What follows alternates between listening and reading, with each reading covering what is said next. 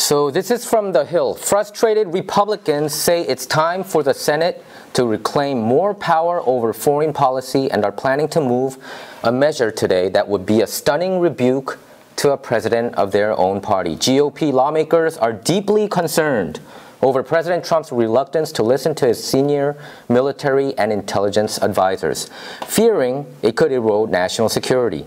They say the Senate has lost too much of its constitutional power over shaping the nation's foreign policy and argued that it's time to begin clawing some of it back. This is what Senate Majority Leader Mitch McConnell said. Power over foreign policy has shifted to the executive branch over the last 30 years. Many of us in the Senate want to start taking it back. They plan to send Trump a stern admonishment by voting today afternoon on an amendment sponsored by McConnell, warning the precipitous withdrawal of United States forces from Syria and Afghanistan could put at risk hard-won gains and United States national security. The resolution also expresses a sense of the Senate that the Islamic State in Iraq and Syria and Al-Qaeda pose a continuing threat to the homeland and our allies and maintain an ability to operate in Syria and Afghanistan. Hi, I'm Michael Wan, your host for Michael Wan's Op-Ed Live, and this is Jeffrey Prang, our LA County Assessor.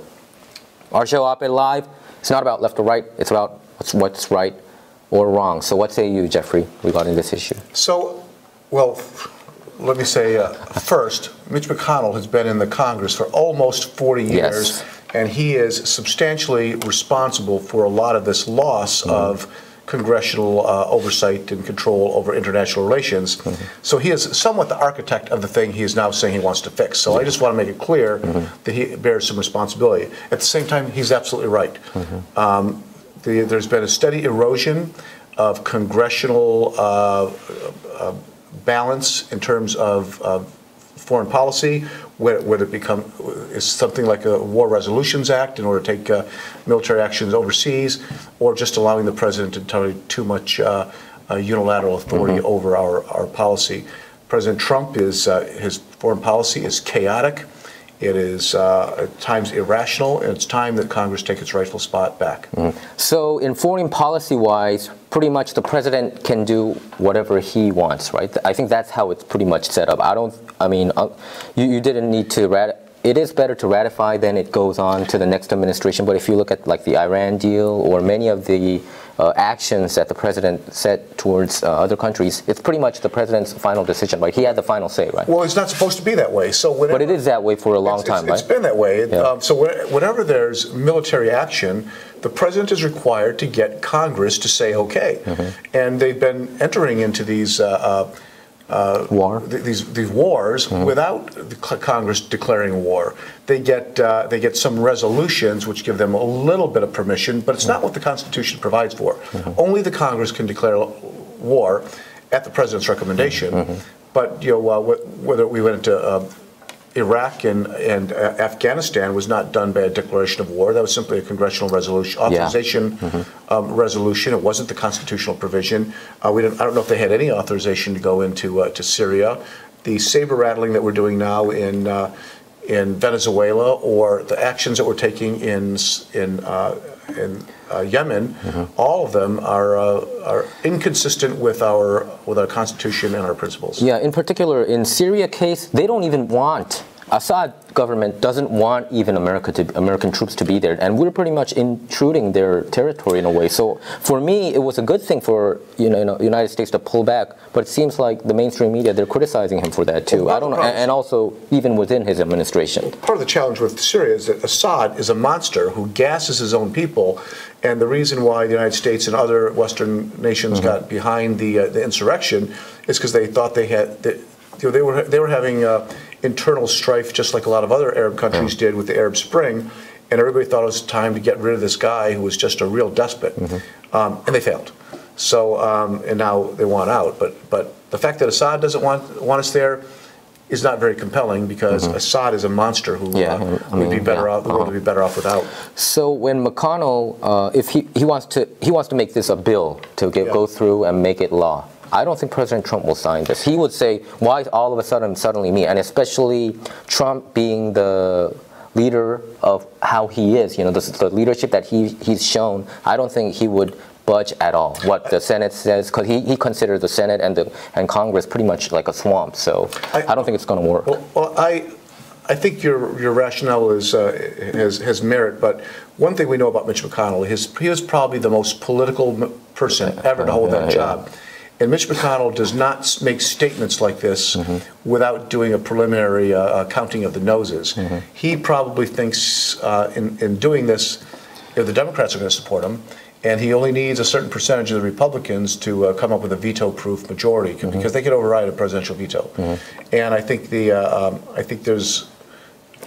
I think the case that Congress needs to be a co-equal branch of government on these issues, one, it's constitutional, but I think it's also compelling. So he may believe that he's got the ability to override presidential veto.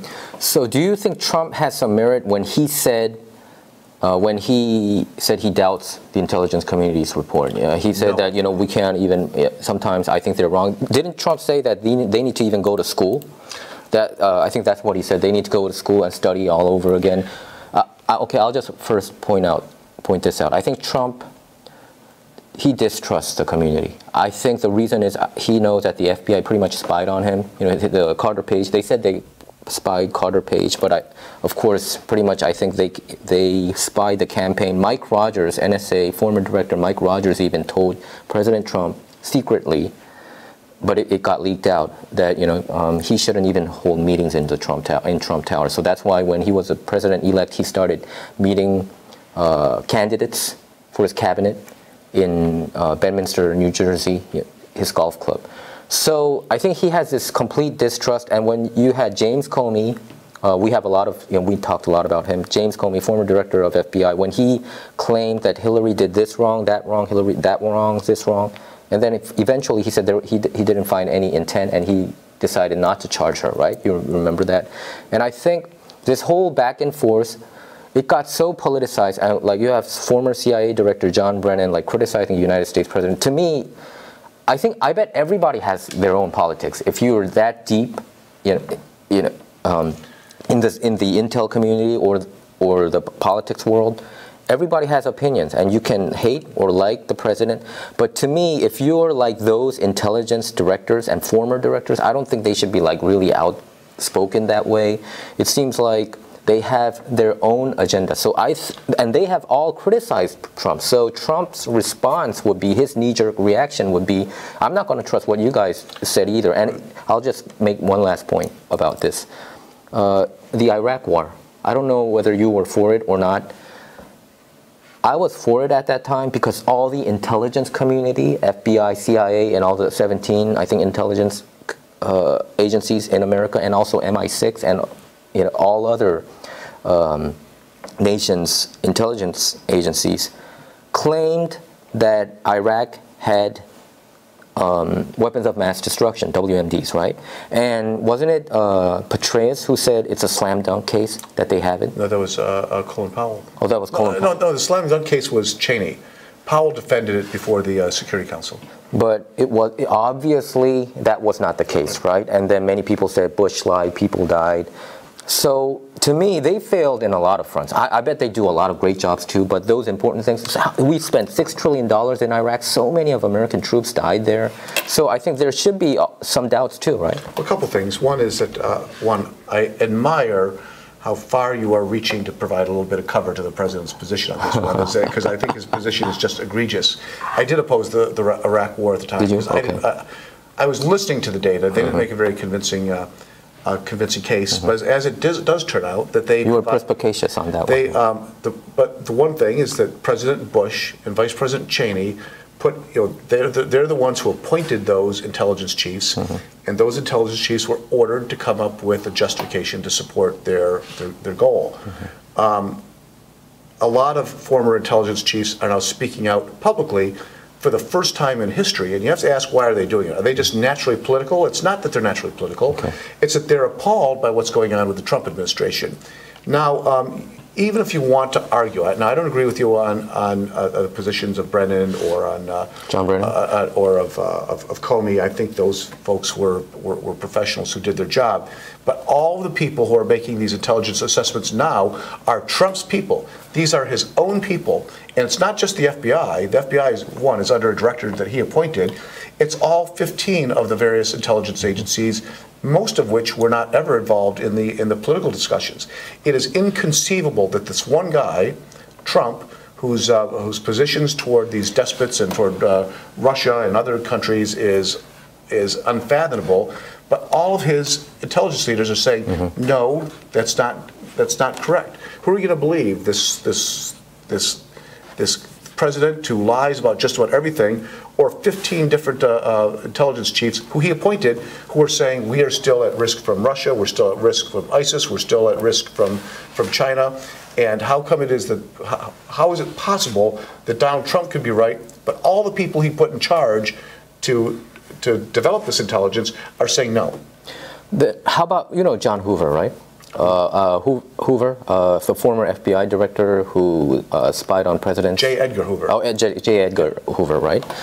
So Hoover had that, going on. He spied on presidents. I mean, I think Lyndon Johnson wanted him fired, but he was freaked out that he might have some dirt on him. So I think I have some distrust on the upper echelon. I'm not talking about rank and file, but the upper echelon, they have too much information. They even dug up Michael Jackson, these pop singers. They dig up everybody who we know, I think. I mean, I think probably, we can be naive and say, oh, they just do patriotic stuff. I don't think that's patriotic to spy on American citizens like that. And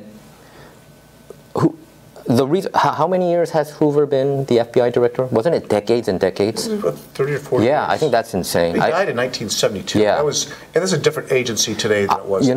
These days, I'm feeling probably it didn't change that much. I'm talking about even FBI and CIA. I think they are so secretive, and they have these people. What about all these other agencies? What about all the other agencies? FBI put their informants. They say informants. It's spies. They put spies on Trump campaign. To me, that's heinous. And many people on the mainstream media, they don't want to talk about it. I supported Obama. I told you, right? I supported Obama. I supported Bill Clinton big time. Not just a little. I just told people, hey, you got to vote for Obama. But I think these acts are political acts to me. I would criticize President Trump. I criticize Trump's Trump intelligence people before Congress the other day were political acts. Those are all his people. Okay, those are. I wouldn't say. Stan Coates is a right-wing conservative, and he is talking about the national intelligence. He's the head of the national intelligence, the umbrella group for all the agencies, and he's saying. I'm not criticizing all of them. I'm not saying all of them are political, but I do think John Brennan. I think John Brennan, James Comey. But they're gone. And James Clapper, they were political those guys hats. are gone. The people in charge right now are Trump's people, and those are the people who are saying we're at risk. And Donald Trump is saying my people who I appointed don't know what to talk about. But Jeffrey, we have to, open to the possibility that the intelligence community can be wrong. Like Iraq, in retrospect, I think we should not have gone to Iraq. You agree, right? Well, I think we shouldn't have. So many people lost their limbs. Hands, everything, if you had five of the agencies $6 trillion spent there. If there was division in these agencies, if five of them were saying no, this is wrong, and the other ones were saying something different, if there was a legitimate dispute over these issues, but there's not, they are all on the same page. The only person not on that page is the president. What you're saying? Are you talking about Iraq or the situation? I'm talking about what we're. But do you know that even in the Iraq case, they were all in consensus regarding Saddam Hussein, that they said he definitely has to have it. You know that, right? But what was different is the president and his intelligence chiefs were all on the same page. In this case, the president and his intelligence chiefs are not. That is unique. But back in the day, do you know who opposed the Iraq war? Trump also opposed war in Iraq because he had a distrust. To me, I don't know. I do think there are some deep state, it could be some, I kind of, when I see this Trump, the FISA documents and all that, and I do think he's going to declassify the FISA document, the request of wiretapping Carter Page. I think that he's going to release it. I guarantee you, I really guarantee you and to our viewers, once the Mueller report comes out, I think he's going to declassify. He can't declassify it now because it's going to be obstruction of justice. They're going to claim it. So he said he's going to back off. And he said when he can gained the most politically, he would release it. And I think that will show tons of, it will be, you know, opening tons of stuff. I think it will be so damaging to the Intel community. And since he knows what they did, I think he's basing the whole thing on this thing, you know, the declassification. You and I agree. We are both looking forward to the release of those. Yeah, that report, I want to. But I think we both think that different things are going to happen. Yeah, it's going to open a, you know, can of worms, and I think all hell will break loose. It's going to bring the house down. I really think the FISA issue will be. It will be probably the biggest issue for the year of 2019, and I think Trump is banking everything on that one too. I mean, I can just see where he's going. The mainstream media do not want to cover it. They don't even cover, you know, the things that we talk about, like Lisa Page, Peter Strzok. The people who just watch mainstream media, they don't even know these characters. They do cover it, but they put it in proportion. Yeah, I mean, but okay, but I got your point. I think you were very perspicacious about the Iraq War. I kind of regretted supporting it. You know, I mean, when I see these wounded warriors, you know, it really pains me, and you know, the family who lost their loved ones. We lost thousands of Americans. Even worse, Iraqis, hundreds of thousands died. Yeah. And they never found any weapons of mass destruction. They clearly misled the American people. Yeah. Afghanistan, we can argue. We know that the people who attacked us were there. Yeah. But Iraq, it was very clear that they had something different going on, and it wasn't just a mistake. It was a tragedy. Thousands of people are dead. And we have crisis in the Mideast that still reverberates because of that decision. It was a colossally. If I were President Obama on January 20th. 2009, once he got done taking the oath of office, I would have spun around and pointed at George Bush and said, arrest that man. Okay. Do you think, I mean, right now, when we think about it, more Americans died in Iraq than in 9/11, right? Oh, yeah. I think that in itself, it's just, you know, it's just heinous to me. I mean, it's just outrageous. It is. Because, I mean, we blamed Iraq. Like, you remember, like, 9/11 can happen again if we don't do something, but it's just the way they manipulate these things is so heinous. I was really so during that whole deliberation, I was debating with one of my more conservative cousins, and the president and all of his senior people were coming and saying, "We have this evidence about Iraq." Now, I grew up in a time when you listen to your leaders and you trust that the information that they're giving you is accurate. And I remember having a great reluctance. I did not like the idea of going to Iraq. I opposed that. But I was torn because you had Cheney and you had Bush saying, we know there's weapons of mass destruction there. I hadn't really been convinced of that, but I don't know. They're telling me that's what it is. I'm not a fan of both of them either. And so we have this thing. Got it. Okay, so we move on to our next topic. Former New Jersey Governor Christie recently released a book, all caps title stamped across its cover, and it goes like this: "Let me finish. Trump, the Kushners, Bannon, New Jersey, and the power of in-your-face politics." Christie said that President Trump has been surrounded by bad and stupid people from the get-go. And the book said that Trump thought firing Michael Flynn, you know, the former national security advisor, would end the Russia probe. Your thoughts on this, Jeffrey? Well, I'm not a fan of Christie, but I believe everything he said. Trump has, you can document he said he would hire the best people. He has hired terrible people. The number of people have resigned, most of them under a cloud of corruption. He said he would drain the swamp. Instead, he just filled up the swamp with more swamp creatures. He has all types of, he put all types of people who are unqualified, unprepared, Kushner, Bannon, people who tended to be demagogues, and his administration has paid the price. I don't agree with Christie, but I believe people like Christie operate within normal parameters that most people in government operate. So I know that I don't agree with his views, but I think he probably operates in the best interests based on his conservative philosophy. And Donald Trump does not. So I think Christie has kind of given a pretty accurate assessment of what's going on in the White House and what's working and what's not. You know what I think? I am 100% with Christie on this. I think President Trump made a huge rookie mistake. You know, he did not listen to Christie. You know, Christie was the guy who was in control of the transition team. They fired him.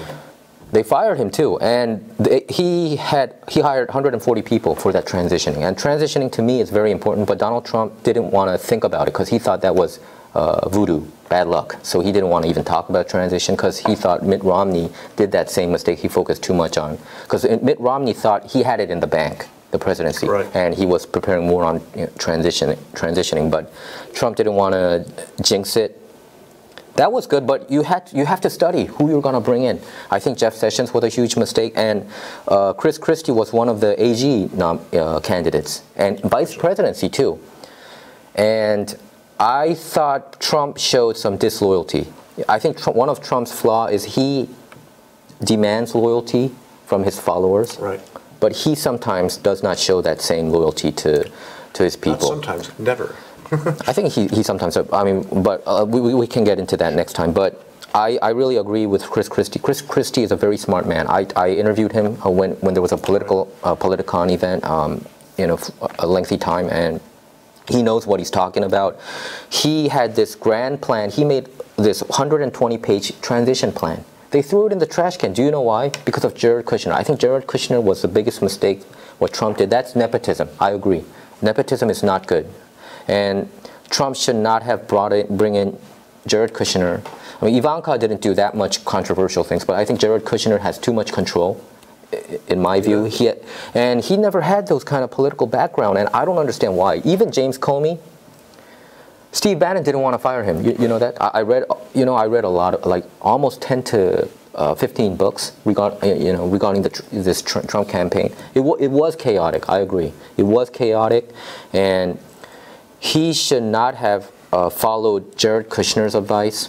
He should have followed, in my view, Chris Christie. If he followed Chris Christie's views, I think the chaos or the controversy would have probably shrunk to 1/3 of what's going on right now. Chris Christie is a pretty strong personality. Yeah. I presume if he were in charge of that transition, it would have been better.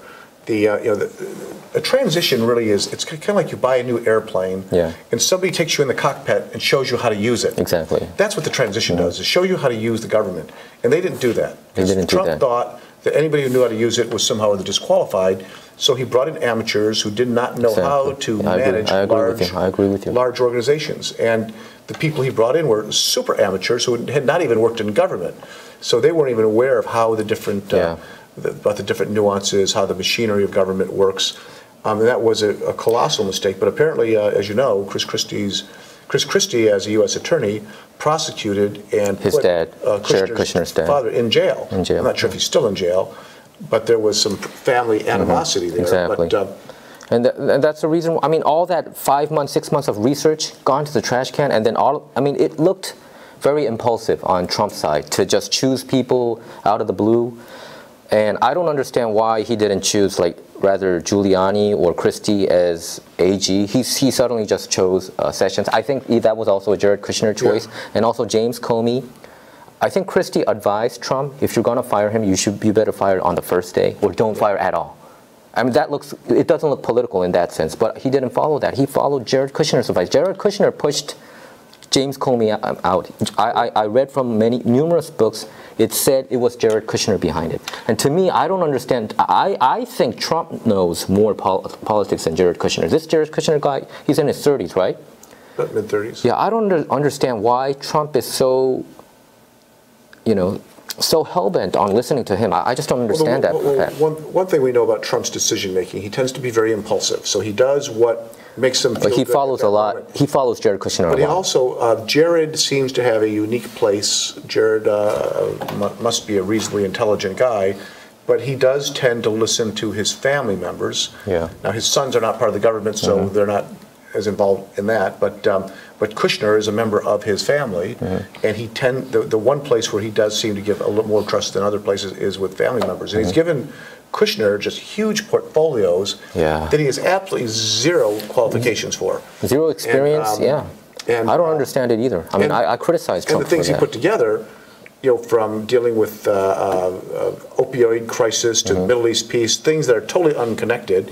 For a kid with no experience who basically was born with a silver spoon in his mouth, how is he going to fix these complex I really issues? don't understand it either, and I think Christie is right on when he pointed that out. He's the only one who pointed these things specifically, so it kind of made me think, I think Christie is right on about this, and I don't understand why Trump didn't want to hire Christie, even Michael Flynn.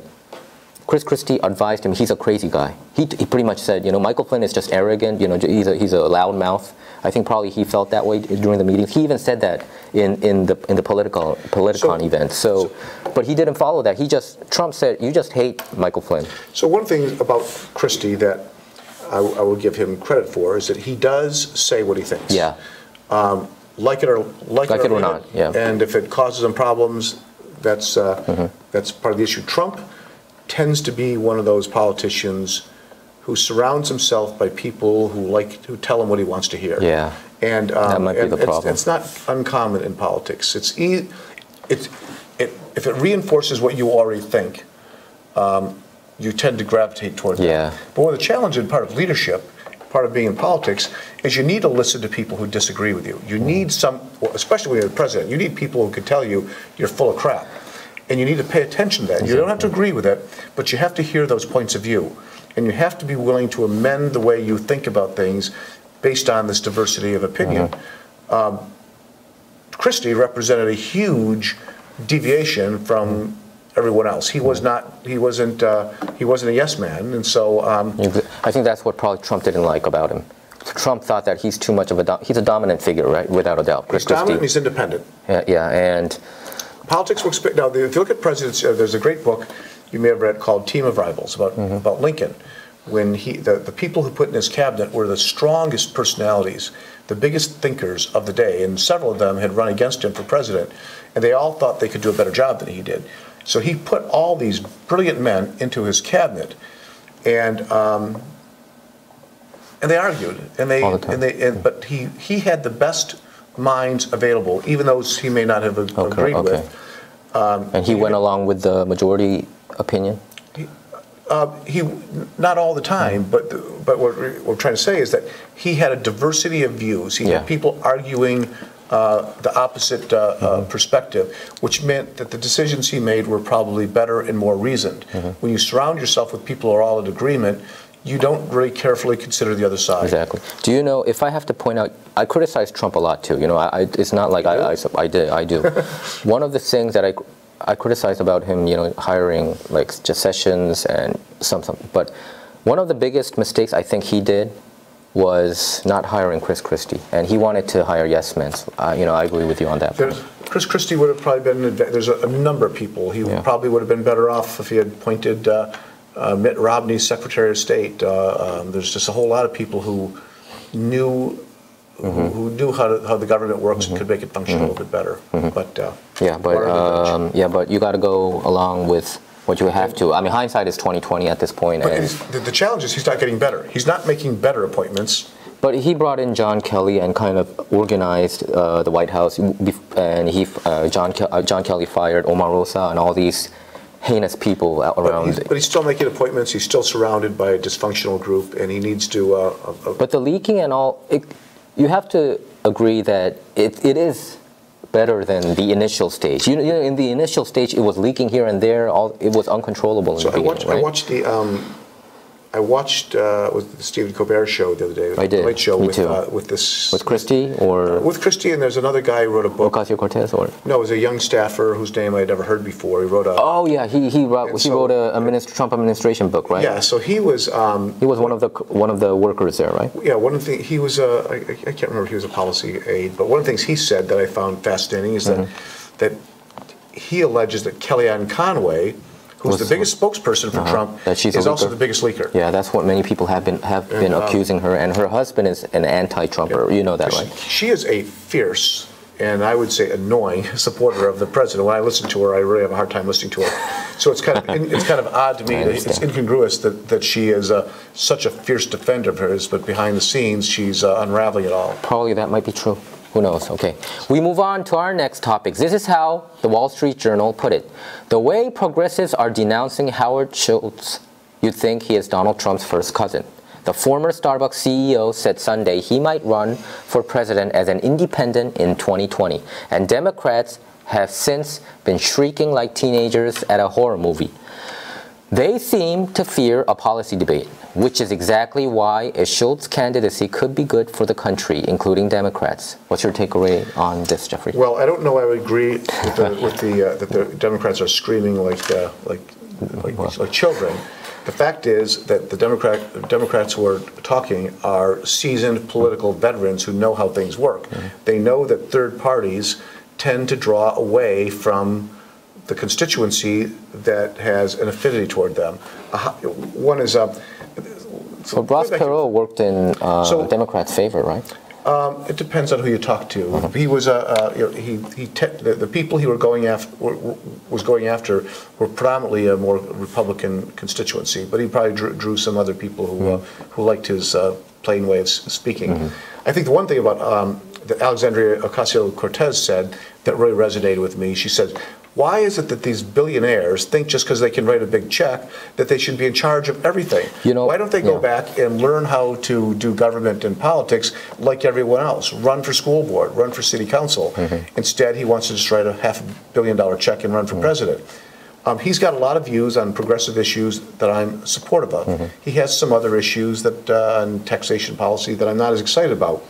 I would be interested to hear his perspective in a Democratic Party primary, but I do agree that he is likely to, the people who are most likely to go with him are Democrats and independent-leaning, Democratic-leaning independents. He probably would, based on a snapshot of today, I think he would probably enhance Trump's ability to get reelected. Okay, I would say this. I think there are a bunch of billionaires out there who wants to run for president. I'm not talking about just Trump. Trump, achieve that goal.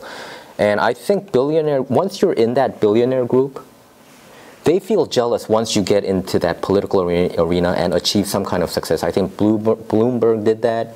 And you see some characters. Who else? I can't. Well, on the Democratic side, there's Tom Steyer. Oh, Tom Steyer too. Yeah, exactly. So moving into the Democratic side is Bloomberg. On the conservative side, you have the Koch brothers. Yeah, but nobody achieved the presidency like Donald Trump did. And I think, I'll be completely honest, I think they're jealous of his success politically. Whether he's a good president or bad president, that's up to debate. But what I'm saying is, for him to be in that billionaire status, he was in the Forbes 400 continuously, and he made it #1 on the entertainment industry too, right?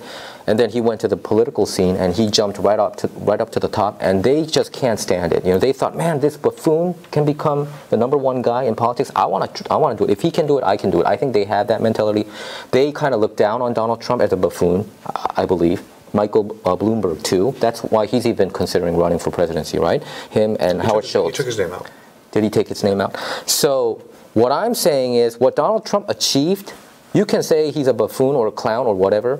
That was monumental, and nobody can debate that. That was monumental, and it was not easy. And to me, he had his own unique way of communicating with people. But I don't think Howard Schultz had that power. I'll be honest with you. I don't think Howard Schultz has that power. I don't think Michael Bloomberg has that power. I do think he can make some kind of noise, but that will be a Ross Perot level. I watched Howard Schultz's interview the other day.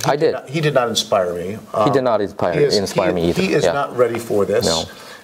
And he may have envy issues with Trump. That's what I think. That's what I think. I just think he's. I think one of the challenges when you are so super rich, you just think you can do anything. Yeah. And I think the one thing about democracy is that it should be something that any American can do. Although I will have to say, I believe that Donald Trump is a buffoon, but I've also been in government long enough to know that being a buffoon does not exclude you from getting elected to office. But what he achieved politically, I wouldn't say that's easy. I'm just saying that took a lot of effort. He rallied like crazy. I've never seen a candidate run around states like that. I think probably he did more than 500 rallies. Well, people do that. That's effort, right? His rallies were more successful than the average person. No, I'm not talking about his policies. I'm talking about the effort he put in and the way he to fight back the press. I don't think Howard Schultz would have done that back in the day. Nobody fought back against the mainstream media like he did. Presidential candidates all work that hard. But Trump got different attention. He got more attention from the press because he was a unique figure. And keep in mind that there's all type. sometimes you can work the smartest campaign, the best resource campaign, be the best candidate, and still lose. Yeah. Because there's a lot of other factors that come into play. Trump had a lot of factors that were helping him, that he was not in control of, but he was the beneficiary of. Exactly. So he gave rallies and he spoke to a certain constituency in a way that they wanted to hear. And that particular time, in 2016, where the economy was, where the nation's mood was, that resonated. Those same conditions may not exist in 2020, so they may not help them that time like they did the last time. The challenge is everybody else thinks that those conditions will exist for them. That's why they want to get in the race. Billionaires think if I write a $500 million check, I'll be able to make those conditions myself. I think in Howard Schultz's case, he's absolutely wrong. I don't think he's got a he put posts on Facebook saying I'm thinking about running, and I've been following the comments on those, and every single one of them says negative. Go away. Really? There is nobody out there calling for a Howard Schultz candidacy. So do you think if Howard Schultz win, that will be slam dunk case for Donald Trump to get reelected? If he's running as an independent, here's the challenge. He's going to run as an independent. So he said that. The challenge with running as an independent is that you don't have to go through a primary. So you can just buy your way onto the ballot. So there's no way for the public to vet him one way or another. He just gets to be there. But he has to do the debates, I would think, if he gets a certain percentage of followers. So you have to bear in mind, in 2016, Hillary Clinton got more popular votes than Donald Trump. She got more popular votes than Obama too in the primary. So she got she got more votes. So the reason I say that is that if it's a Democrat versus Republican, no matter how unpopular or popular Donald Trump is, the race is going to be close in terms of popular votes. So if you take somebody whose entire career has been spent on progressive politics, like Howard Schultz, you put him into that mix, his vote pool is going to primarily come from Democrats and from independents who lean progressive. Okay. So no Republicans, you think, would jump for him? I don't think so. I think some of his, some will, of course, but I don't think a meaningful number will. But never Trumpers would, probably. So if you have a close race between, let's say the nominee is Kamala Harris and Trump, a Schultz candidacy is much more likely to take away Kamala Harris's votes. And he doesn't. If he only takes 10%, 10% might be enough to swing the election. And if you look at the Ross Perot, George Bush, Ross Perot didn't get a huge number of votes, but most of the people who voted for him. He got like 19%, right? It was less than 20%, as I recall. But he drew away votes from Bush, right? From Bush. Yeah, without a doubt. There's some people argue it could have been from Clinton, but that was not my view at the time. And wasn't Bill Clinton the lowest vote getter percentage-wise, like 43%? I believe he got I don't believe he got a majority. I think he got a plurality. No, he was 43%. But that was the first time they had a very strong. It was the first time since Teddy Roosevelt, when he ran in 1912 in the Bull-Moose Party, that you had a strong third-party candidate. Yeah, exactly. So Ross Perot spent a lot of money, and he was anybody who won was going to have a low turnout. Yeah, so he even criticized Ocasio-Cortez. Ocasio-Cortez, she wants a marginal 70% tax rate implemented to the super rich, who earns more than $10 million. Do you agree with that? It sounds good to me too. I mean, I'll be honest. Many people think that the $10 million, 70% tax rate is going to start from the get-go. It doesn't. It starts from $10 million plus $1, and many people on the Fox News channel do not mention that. So I want to point that out. And actually, it's really hard for people to understand generally. Whenever you hear them talk about these really high rates, you're taxed a certain percentage on your first $50,000. From $50,000 to $100,000, you're taxed at another rate. Yeah. But so you have two different tax rates. So the 70% is only on those who make more than $10 million. And it's only on that income that's over $10 million. It's not on your whole, it's not like they're coming in and taking 70 cents out of every dollar you make. And they used to charge 90% back in the day, right? If you look at the economy, when the tax rate, the marginal tax rate was about 90%, those years were the most successful years in the American economy. When there was a more equalization in terms of income, when corporate executives made 10 times, not a million times their employees. Exactly. The economy was, the best American economy was from World War II up into the 1960s. And that's when the tax rates were the highest. But I think probably it would have worked it worked better back in the day than now. Now, if we actually implement, probably let's for instance think that she takes control of America and she implements 70% marginal tax rate. Oh yeah, it's not going to happen. But anyway, for instance, let's just imagine it. I kind of think realistically. I mean, if we think realistically, what's going to happen? I think a lot of Americans, a lot of super rich, will probably leave this country to Singapore or Ireland, right? Am I too off on that, or? Well, they may move their money there, right? But the truth is that it's unsustainable to have this enormous volume of wealth that really isn't creating things. It's kind of a false generation of wealth. Yeah. And it's not healthy for the it's not healthy. You're right. Nation. I agree. And the tax rate is important. Having more controls over monopolies and industries which really can control the marketplace. Mm-hmm. That is a place where government regulation is required. That's when it's helpful to all the rest of us. Because rich people getting richer isn't helping you or me. It's not helping at all. Yeah, I don't think it's a good thing. I don't like it when Amazon goes, hits. So in the old days, when the companies made all this money, because it was taxed at a higher rate and they couldn't hide it offshore, what they did with those excess profits is they put it into their employees. Mm-hmm. They put it into their expansion of their companies. So. My father worked in the auto industry. In the 1950s, you could work on the assembly line, and you could have a 3-bedroom house with 2 garages, and your wife could stay home and raise the kids. A 1-income family, and you could live middle class. Yeah. A manufacturer can't do that anymore. Mm-hmm. They're no longer middle class. No. And the reason why they had that is because they had strong unions.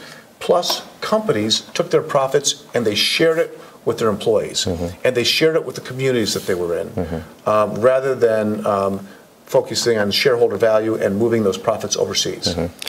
So, do you think it could be a reality? Do you think it's going to happen, 70% marginal tax rate, or is that a pipe dream? I think that is aspirational.